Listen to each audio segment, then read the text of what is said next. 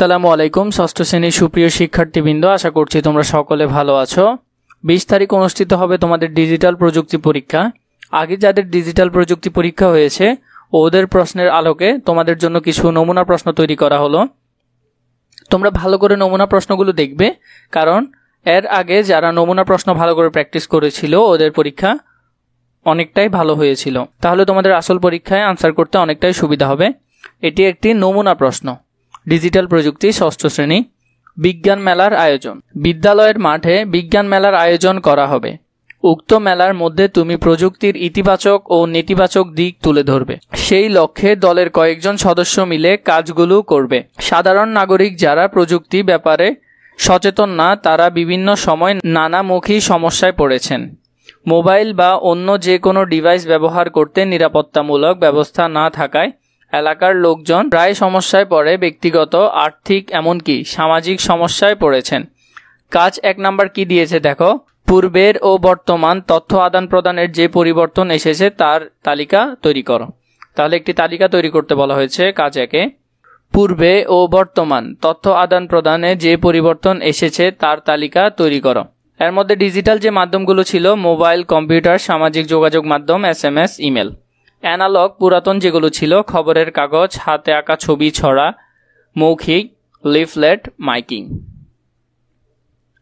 এরপরে দেখো কাজ 2-এ তোমাকে কি বলা হয়েছে। বুদ্ধিভিত্তিক সম্পদের ধরন সম্পর্কে নিচের ছকটি পূরণ করো। ইলেকট্রনিক ডিভাইস এবং সফটওয়্যার। বুদ্ধিভিত্তিক সম্পদের ধরন সম্পর্কে নিচের ছকটি পূরণ করো। ইলেকট্রনিক ডিভাইস এবং সফটওয়্যারের মধ্যে ইলেকট্রনিক ডিভাইসগুলো হলো computer, monitor, mouse, keyboard. Software হলো Microsoft Word, Microsoft PowerPoint, Microsoft Excel, internet browse. কাজ 3 দেখো। কাজ 3 কি করতে বলা হয়েছে। প্রযুক্তির যে কোনো একটি ইতিবাচক দিক নিয়ে পর্যালোচনা করো। কাজ 3 প্রযুক্তির যে কোনো একটি ইতিবাচক দিক নিয়ে পর্যালোচনা করো। প্রযুক্তির মাধ্যমে করোনা ভাইরাস থেকে বাঁচার উপায় জানা যায়। 1. নিয়মিত সাবান ও পানি দিয়ে 20 সেকেন্ড যাবৎ হাত ধুয়ে নিতে হবে। 2.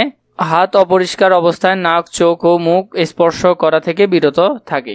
তোমরা যারাই আমার ইউটিউব চ্যানেলকে সাবস্ক্রাইব করো নাই, দয়া করে সাবস্ক্রাইব করে দিবা এবং লাইক করে দিবা এবং বন্ধুদের মাঝে ভিডিওটি শেয়ার করবা। 3 নাম্বার দেখো।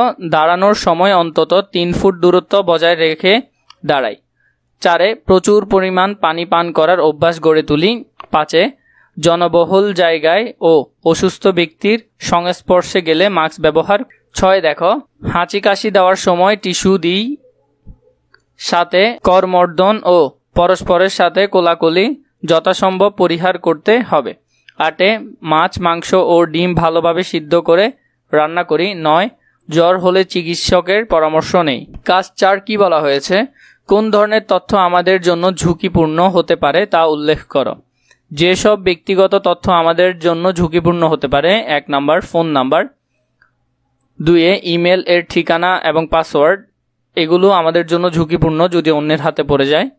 এরপরে ব্যাংক অ্যাকাউন্ট নাম্বার, ব্যাংকের ATM কার্ডের পিন নাম্বার, জন্ম নিবন্ধন সনদ বা পাসপোর্ট, নিজের ছবি। 5 নাম্বার দেখো। তথ্য আদান প্রদান ঝুঁকিপূর্ণ হলে কি কি ক্ষতি হতে পারে। তথ্য আদান প্রদানের ঝুঁকিপূর্ণ হলে আমাদের বিভিন্ন রকমের ক্ষতি হতে পারে। সামাজিক ক্ষতি, আমাদের কোনো ব্যক্তিগত তথ্য চুরি হলে শুধু যে নিজের ক্ষতি হয় তাই নয়, সমাজেরও ক্ষতি সাধন হয়, যেমন আমাদের কোনো ব্যক্তিগত ছবি জনসম্মুখে প্রকাশ হওয়া।